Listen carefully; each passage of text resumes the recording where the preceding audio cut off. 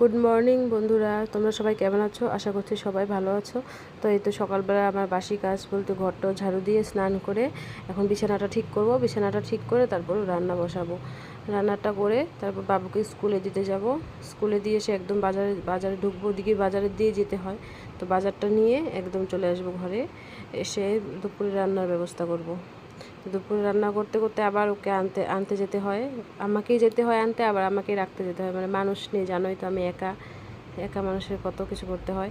তো ঘরের কাজ সামলাতে সামলাতে মানে ওইদিকে কিছু করতে পারি না।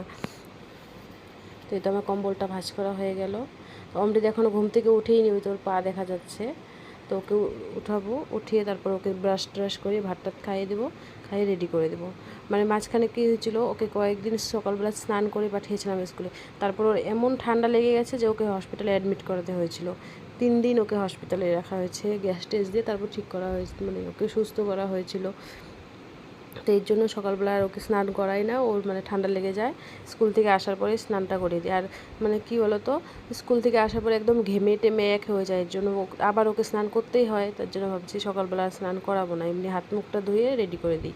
তো এদিকে আমার রান্না তো প্রায় হয়ে এসেছে। ওদিকে মানে একবার ওদিকে যাচ্ছে, একবার এদিকে আসছে। ওদিকে অমৃত উঠেনি, ওকেও উঠাতে হবে। Bye bye, tata.